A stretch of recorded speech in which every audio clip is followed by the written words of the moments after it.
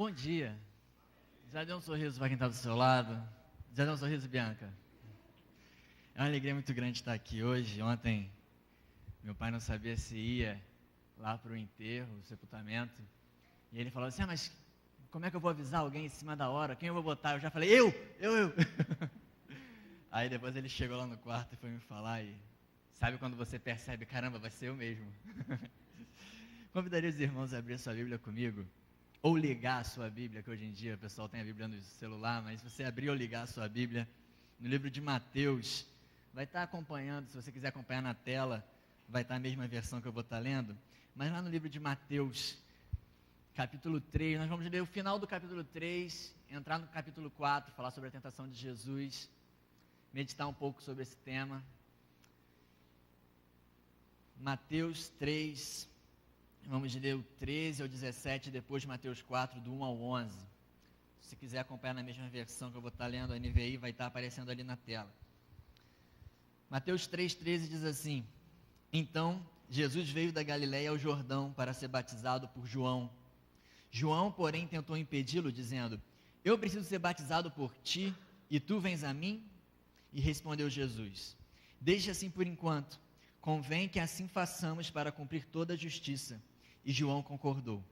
Assim que Jesus foi batizado, saiu da água, e naquele momento o céu se abriu, e ele viu o Espírito de Deus descendo como uma pomba e pousando sobre ele. Então uma voz nos céus disse: Este é o meu Filho amado, em quem me agrado. Capítulo 4. Então Jesus foi levado pelo Espírito ao deserto para ser tentado pelo diabo. Depois de jejuar 40 dias e 40 noites, teve fome. O tentador aproximou-se dele e disse: Se és o Filho de Deus, manda que estas pedras se transformem em pães. E Jesus respondeu: Está escrito, nem só de pão viverá o homem, mas de toda palavra que procede da boca de Deus. Então o diabo levou uma cidade santa, colocou-o na parte mais alta do templo e lhe disse: Se és o Filho de Deus, joga-te daqui para baixo, pois está escrito, ele dará ordem a seus anjos a seu respeito, e com as mãos eles o segurarão, para que você não tropece em alguma pedra. Jesus lhe respondeu: Também está escrito, não ponha à prova o Senhor, o seu Deus. Depois o diabo o levou a um monte muito alto e mostrou-lhe todos os reinos do mundo e seu esplendor, e lhe disse: Tudo isso te darei se te prostrares e me adorares. Jesus lhe disse: Retire-se, Satanás, pois está escrito, adore o Senhor, o seu Deus, e só a ele preste culto. Então o diabo o deixou, e anjos vieram e o serviram. Senhor Deus nosso Pai, estamos diante, Senhor, da Tua Palavra, com temor, Senhor, pois sabemos que a Tua Palavra é a luz dos nossos caminhos, é a fonte da nossa vida, e nessa manhã nós pedimos a Ti que o Senhor nos ensine a depender da Tua Palavra, Senhor, que o Senhor nos ensine a viver as nossas vidas de acordo com aquilo que o Senhor ensina, de acordo com aquilo que o Senhor viveu. Essa é a nossa oração que fazemos em Teu nome. Amém. Amém. Eu gosto muito dessa passagem porque mostra um lado de Jesus humano. O Deus Pai estava na terra como eu e você. Jesus passava necessidades assim físicas como eu e você. Jesus sentia fome, Jesus bebia água, Jesus ia ao banheiro, Jesus sentia calor, Jesus sentia frio. E após ser introduzido no seu ministério, quando Jesus se batiza, e Deus fala lá em Mateus 3,17, Este é o meu Filho amado em quem eu tenho prazer. Logo depois o Espírito Santo leva Jesus ao deserto, onde ele passa 40 dias jejuando, 40 dias orando, no deserto onde, se você acha que está calor lá fora, imagina no deserto. Imagina lá no deserto na noite que você não vai ter o seu edredom, sua cobertinha para você se cobrir, ao relento, sem ter um lugar onde descansar. 40 dias e 40 noites onde Jesus estava ali buscando o Espírito Santo, buscando comunhão com o Pai. E no momento de fraqueza, da maior necessidade dele, quando ele sentiu fome, logo aí aparece o tentador para tentar afastá-lo do propósito que Deus tinha para a nossa vida. A primeira coisa que a gente pode observar nesse texto é que o diabo sempre aparece na nossa vida no momento de maior fragilidade. É no momento onde a gente sente fome, é no momento onde a gente se sente sozinho, é no momento onde a gente questiona os porquês das coisas que estão acontecendo na nossa vida, é quando o tentador aparece. No momento de maior fragilidade física, espiritual, emocional, ele aparece. E algumas coisas que eu e você temos que entender sobre a tentação é que, primeira coisa, ela vem contra aquilo que Deus diz de nós. A gente leu no capítulo 3, que após ser batizado por João, o que Deus fala sobre Jesus: este é o meu filho amado, em quem eu tenho prazer. E a primeira coisa que o diabo chega para Jesus e fala, olha só, se você é o filho de Deus, faz com que aquelas pedras se transformem em pão.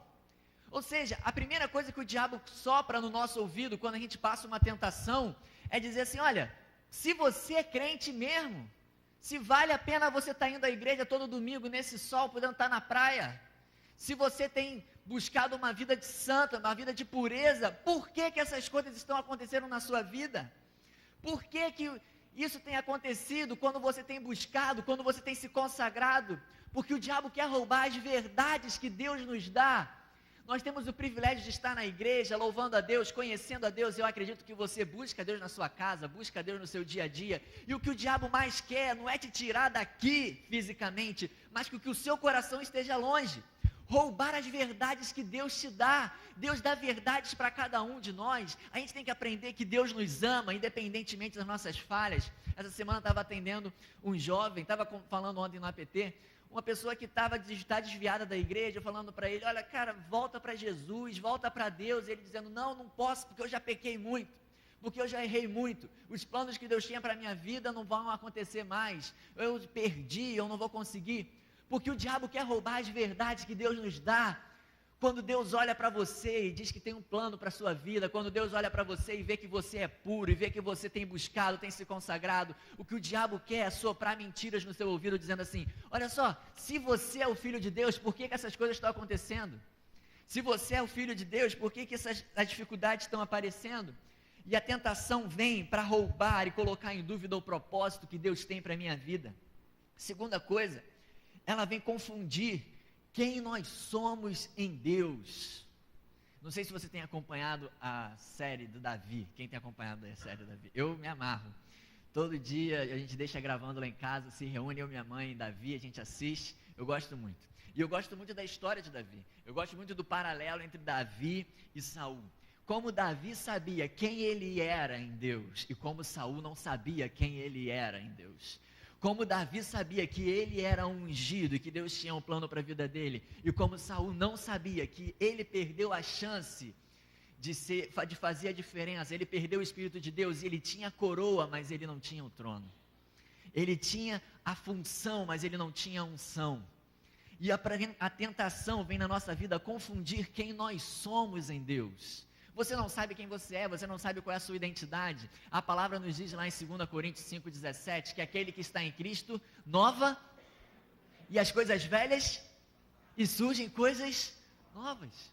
A tentação vem nos roubar, nos deixar naquela vida do passado, nos deixar em quem nós éramos, nos deixar naquilo que nós fazíamos antes. A tentação vem confundir quem nós somos em Deus.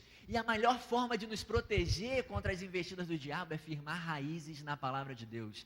Eu falo isso sempre no ABT, eu brinco com eles que eu vou botar uma faixa aqui para eu não precisar falar, acho que todo sábado eu falo a mesma coisa, mas o cara que quer firmar raízes em Deus, cara, ele tem que ler a Bíblia, ele tem que orar, ele tem que vir à igreja, ele não precisa entrar na corrente da prosperidade, ele não precisa ter um Goliazinho para ele quebrar a cabeça, ele não precisa disso. Ele precisa orar, ele precisa buscar, ele precisa firmar raízes na verdade, que vai protegê-lo das mentiras que o diabo conta. O diabo vem para roubar a nossa fé, e a tentação também, a terceira coisa que ela vem fazer é roubar a nossa fé, porque é a fé que torna o reino de Deus visível para nós. É a fé que faz com que o que vocês estamos fazendo aqui vale a pena.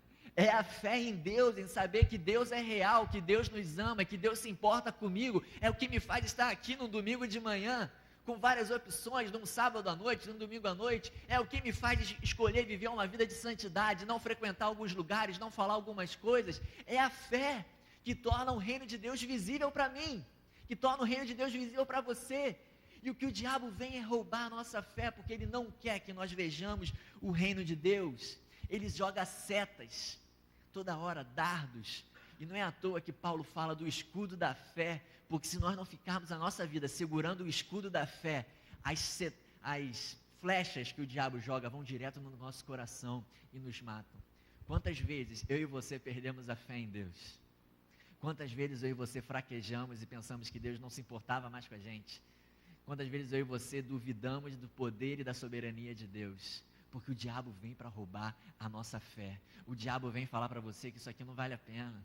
O diabo vem falar para você que a igreja é lugar de gente hipócrita. A igreja é lugar de gente que fala dos outros. A igreja é lugar de gente que, sei lá. O diabo vem roubar a nossa fé, o nosso desejo de buscar a Deus, a nossa vontade de viver para Ele. O diabo vem para isso. O diabo vem roubar aquilo que Deus tem preparado para a nossa vida. Quarta coisa, ela vem destruir o nosso relacionamento com Deus. Sabe o que é a maior dádiva que o Evangelho nos dá? Não são as bênçãos, tem a salvação, mas nós podemos ter relacionamento com Deus. Eu fico imaginando Adão e Eva. Todos os dias, à tarde, Deus descia dos céus e passava tempo com Adão e Eva, conversando, batendo papo, compartilhando.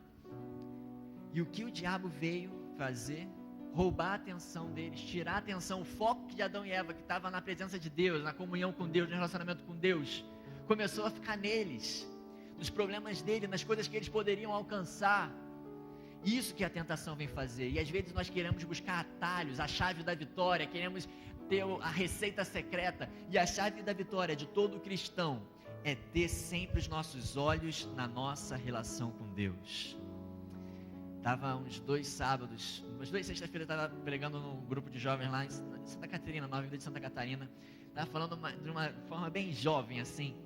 A gente precisa de uma DR com Deus, muitas das vezes. Sentar com Deus e falar: Deus, olha, o que eu tenho feito de errado que não tem agradado a Ti? O que eu tenho feito que tem me afastado da Tua presença, da Tua vontade? Que às vezes eu estou aqui com o microfone na mão, mas longe da Tua vontade. O que eu tenho feito?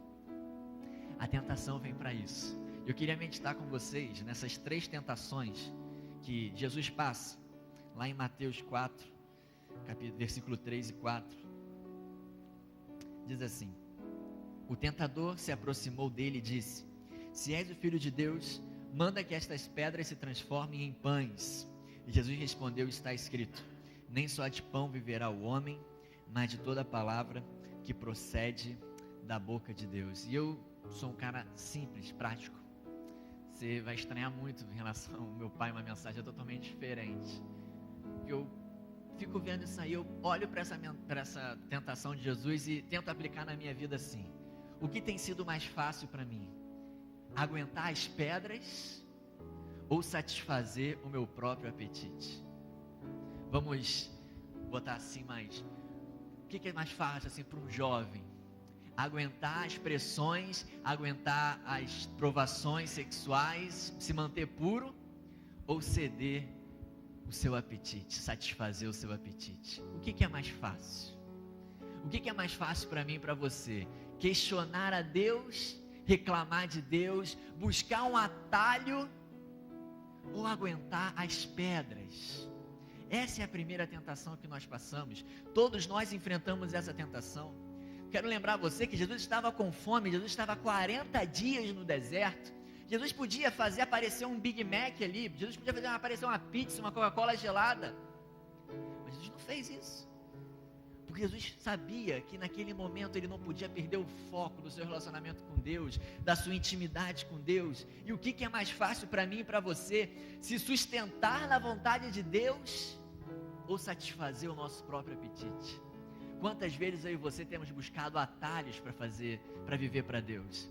A gente busca brechas dentro da palavra para justificar os nossos pecados. Estava falando na PT ontem, quantas jovens procuram amizades que vão justificar os pecados que ela tem cometido, ao invés de procurar pessoas que vão dizer: cara, você está errado, você tem que mudar, você tem que se arrepender, viver para Jesus. Isso é comigo, é com você. Quantas vezes a gente busca conselhos em pessoas que vão dar um tapinha nas nossas costas e dizer: é assim mesmo. Alguém que vai dizer assim: mas você sabe que todo ser humano tem uma necessidade que tem que ser saciada de alguma forma. Deus entende, foi Deus que nos criou. Mas Deus nos criou muitas das vezes para nós aguentarmos as pedras, para nós aguentarmos o caminho que é espinhoso, que é duro. Deus nos criou para isso. O que é mais fácil? Para Jesus, com certeza,